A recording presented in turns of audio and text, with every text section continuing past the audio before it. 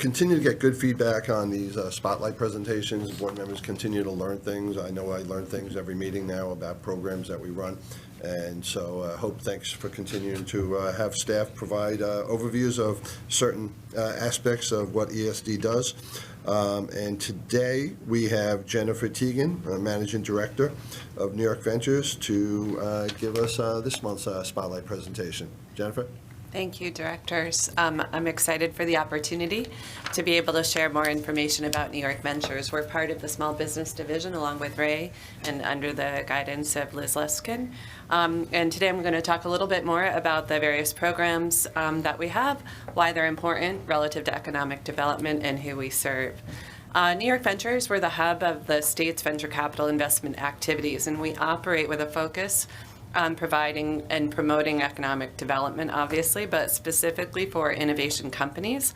And we do that working with entrepreneurs, particularly those who have been challenged to access that capital, either by virtue of the industry that they're in, their personal background, or what region they're located in. And we look to support diverse entrepreneurs for those high growth companies across the state, and we do so in a way that we hope will help to maintain and secure a healthy and vibrant, economically vibrant future for New Yorkers. What is venture capital, though? It's an asset class that a lot of people aren't actually very familiar with. It's a very tiny percentage of overall GDP. It's about 0.1 to 0.2%, but it has an incredible economic impact overall. Venture capital, first and foremost, is about raising capital from institutions and individual investors. And they use that money, that capital, to finance new technologies, business models, and for rapidly growing companies. When a company receives venture capital, it's from investors who are actually purchasing an ownership stake in that business. So it's an equity position. And they have a long-term orientation. These are high-risk investments. They take a long time to return.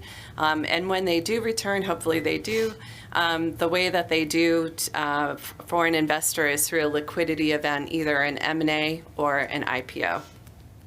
So why does that matter relative to ESD and economic development generally? VC, generally VC is responsible for so many things that are important in our lives, or just ubiquitous to our lives today, from the Apple iPhone, and importantly, recently, the Moderna vaccine probably never would have seen the light of day without venture capital backing. But overall, for public companies founded in the past 50 years, those that are VC-backed account for more than 50% of those public companies, 75% by market value, 92% of the research and development dollars that are spent is from the venture-backed community of companies. And then importantly, also relative to job growth, 8 times the employment growth rate for venture-backed companies compared with their private counterparts. Now, how does that translate over to New York State? New York's, and this isn't a perfect, I'm talking about the technology sector here more broadly, some of which is served by venture capital, some of it isn't, but 7% of our workforce is employed by the technology sector. Those employees earn 85% more on average than they would in other industries. That growth rate of that industry in particular is 5% nationally, but in New York State itself, it's 52%, particularly in the high service or the services sector relative to technology. But how does that translate across the state? Not super well, to be honest. New York City is the powerhouse and has grown since 2010 by over 100%. The next nearest community is the Capital Region, which is only at 20%, and it goes down from there. So it's really overweighted relative to New York City, but and New York City itself, however, is now viewed as the #2 startup ecosystem, not nationally, but in the world. And so, entrepreneurs are everywhere. So why is this important relative to what New York State can do to help the innovation economy and community? They're everywhere, but unfortunately, the access to that capital and availability is not. Our Black and Brown community receive less than 1% on average, and it's been in decline somewhat over the last couple of years. Women, the number and rate for women is similarly deplorable. It hovers around 2%, and it bounces around that number. So the underestimated founders are not getting their share of capital. Then again, the same statement I made a minute ago about New York City versus the rest of the state being that tiny little sliver. So we have a lot of underserved geographies related to innovation capital.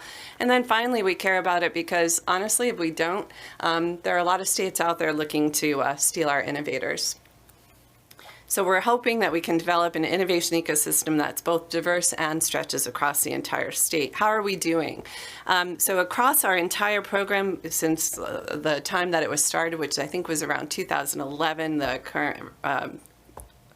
current form of New York Ventures, we've invested in about 200 companies, with 40% of those in New York City, the rest in outside of New York City. That has translated into $100 million of investment capital that's leveraged by over $350 million from the private sector. And then again, across the entire program, about 40% of our founders are of diverse background, gender, or minorities. But I want to also point out that the most active component of our program, which is the one that you see here a lot, the New York State Innovation Venture Capital Fund, we're actually now at 70% of our founders and leaders are women or minority. Now, where do we play our role? You see that I mostly want you to focus on that dip where the companies that are starting are needing a lot of capital to grow, and it's very hard for those founders to access that capital. So that's where New York Ventures and our programs come in. We have a variety, 4 different programs currently. And then they fall primarily into 2 buckets. We have direct investment programs where my team is literally investing directly in startups. The one that you're most familiar with is this one here, the Innovation Venture Capital Fund. The state initially funded that with $100 million of capital, and we've since put a little more federal funding into that with the State Small Business Credit Initiative.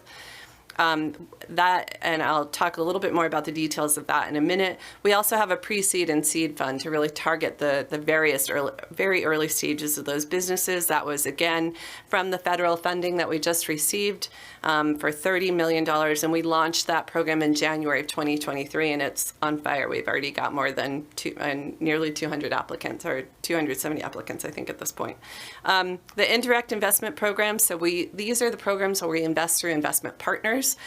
So with that, we have the Emerging and Regional Partner Program Fund, where we're looking for fund managers, especially those that are of diverse background or serving regions that we are under-resourced, where we put $102 million of federal funding into that. That launched in December, as well as an Accelerator Partnership Program Fund that we're doing with the NYSTAR team.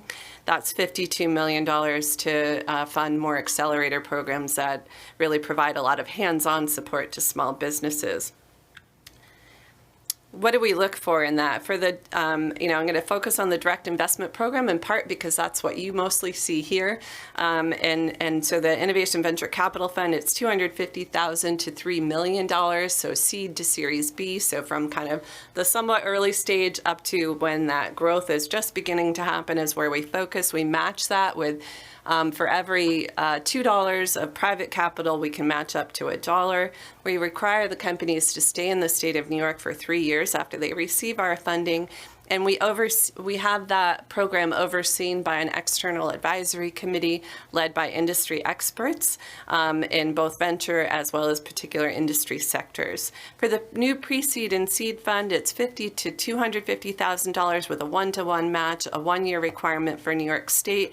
It's an application through our website at ESD. And it's managed currently by our internal team. What criteria do we look for? This is an important thing. This is our very first pass filter. What are we wanting? What impact are we wanting to see for New York State? We look at what sector they're serving. Is it climate, clean tech? Is it healthcare, life sciences, agricultural technology? All the things that we care about relative to the things that we want to see stay and grow here. Then, of course, the diversity issue and making sure that we have good diversity among the founding teams that we work with. And lastly, the underserved geographies. And generally, a company comes to us and fits at least 2 of these 3 buckets, and we'll will go further and do additional diligence, and that includes understanding the market that they serve, how their product that they're proposing actually fits in that market. Do the customers want it? It seems so basic, but you'd be surprised. Their go-to-market strategy, how do they plan to reach the customers in a sustainable and efficient way? Do they have a team that we believe can make it happen? Is it a sustainable competitive advantage? And do they have the ability to raise the additional capital? We only give them a portion of what they'll need. For the Innovation Venture Capital Fund, this is just a quick, I know it's a busy slide, but these are all the companies that, for that particular program, that direct investment program that we've served, there's 63 of them, and you can see the bars at the top as far as the industries that those companies are in currently. And then I wanted to also share the map of, and this is across the entire. I should go back to the other chart. This one? Yeah, you can slow down a little bit. We got it. Well, Debbie said I had 10 minutes. 10 minutes. Have you taken a breath yet? No, it's fascinating. And so this was, as you said, a busy slide. It was just very cool to see them all. And so, let us just take a peek and before you move on to the other. It's very impressive. Thank you. Kintra is one that you guys just made an investment in a couple weeks ago for a polyester thread replacement. Clean energy climate will be great for the textile industry here if that one begins to take off. But I could talk all day about any of these, Kevin, so be careful what you ask for. All right. And then the impact map by region, this is across all of the programs since 2010. Again, 60% of the companies are outside of New York City, 40% in, and they're kind of sprinkled around the state at this point. This is the team. On the map, I'm just curious about the. So I read that as a number of sort of completed investments in each of those regions. Is that correct? Yes, true. Does the pipeline of opportunity map up to the sort of finalized investments? The question I'm really getting at is, like, do you see some places where your conversion rate is higher, you're getting a better quality of company that's knocking on your door? Are there some places, whether it be like the Mohawk Valley, for instance, where the pipeline's just not robust enough? I'm just really curious how that informs some of the downstream programming strategy. Liz will be very happy for my answer for this, but the accelerator programs that we have in some of those regions, so Genius, New York, and your region, 43 North, those have had a big impact, as do the universities, obviously. Ithaca has, Southern Tier has a number of companies, 17, a lot of those are in Ithaca. We've got a few that are light. Obviously, the eastern half of the state is a little sad right now, so we've got to start to dig in a little bit more on that side to see how we can improve. But the pipeline does kind of translate well where the universities are, where the ideas are being created, as well as some of those accelerators that are driving activity in those regions. Thank you. The team that's making it happen, I have a team of 8 plus 1 joining soon. They're all working really hard these days because we've got a lot of new money to put to work. So thank them if you get a chance to see them. And then I am happy to take a breath and answer any questions. Very good, very impressive, Jennifer. I have a couple of questions. In terms of, now these are all investments.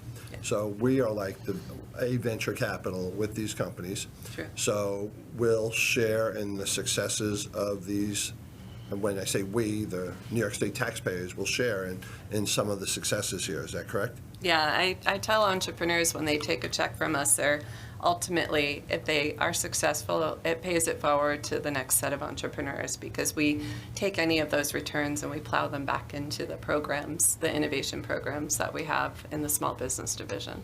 Got it. And I understand, I know most startups, unfortunately, do not make it and they fail.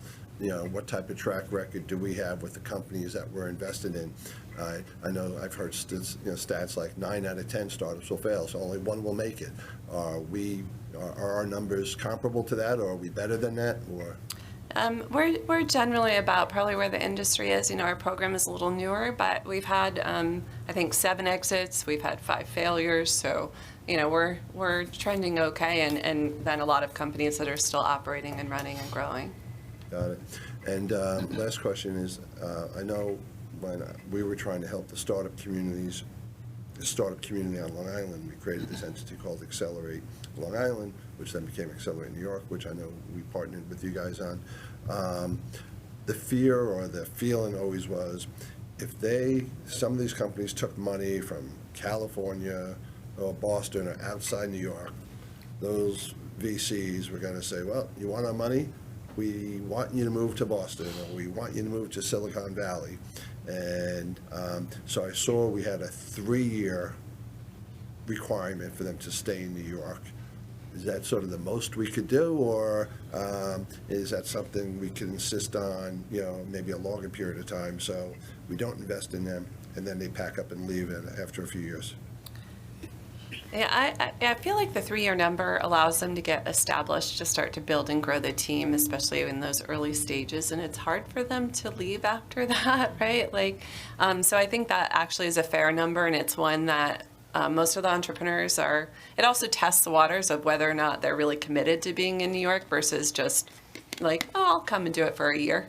Rather than, 3 years is actually a real commitment for families, for people, employees. So I actually, could we go longer?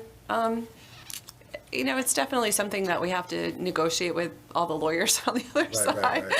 Right. But 3 years is usually one that we can get through without a problem. I think it's a careful balance, as we've learned in our own work and partnering with Jennifer and others, around what you don't want to do is make the company less attractive for additional follow-on investment, right? You want to keep them here, but you don't want to tip that scale to the point where your rules are so restrictive that outside capital doesn't flow in, because it's that leveraged outside capital that really lets companies grow and scale. Yeah, makes sense, Rob. I lied. I had one other question.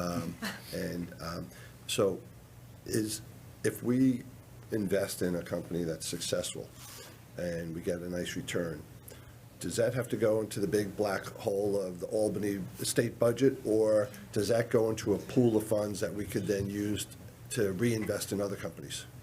We currently use it to reinvest in other companies. Don't tell anybody. Very good. But that's good. So we got this, an opportunity to have it almost be a revolving fund. Yeah, it helps. Yeah, we're kind of funding our own operations. So. Oh, that's great. Yeah. That's great. I just make one observation here, and full disclosure, obviously we run the Genius Accelerator program, so we have a vested interest in the state's sort of commitment to innovation. But I want to talk at the sort of systems level. The opportunity for these kinds of investments right now in New York State, to me, has never been better. I think startup companies really flow from one of 3 critical sort of drivers, right? The first is private market demand, and I think whether it's projects like Micron, you're seeing a significant opportunity in markets like things like IoT, for instance, where there are new reasons for companies to be here, to innovate here, to create new businesses. They also flow from regulatory opportunities, and I think whether it's CLCPA or some of the other things the state has done around climate, is we've seen even just in the economic development pipeline, companies who are watching New York's regulatory moves and seeing an opportunity with a new market that is being created to innovate, grow, and capture market share. And then third, sort of flow out of universities and research. And the federal government is finally back in the game of funding research at a level that they haven't since World War II. And so all of the conditions that we're watching and tracking are lining up for a remarkable opportunity to build new businesses around those 3 market drivers. And so for the state to have tools and resources to be in that game is a remarkable opportunity that we should be capitalizing on. So kudos to you and your team. Just want to reinforce the work that's being done and the strategic value I think it has across the state portfolio. Great. Well said, Rob. Thanks. Any other questions for Jennifer? Well, Jennifer, terrific presentation. Thank you. And maybe you could share your PowerPoint with Debbie, who could then share it with the board members. So for the ones you went a little bit fast on, we could we could look at it. We could look at again. And but very well done. Thank you very much. Thank you. All right.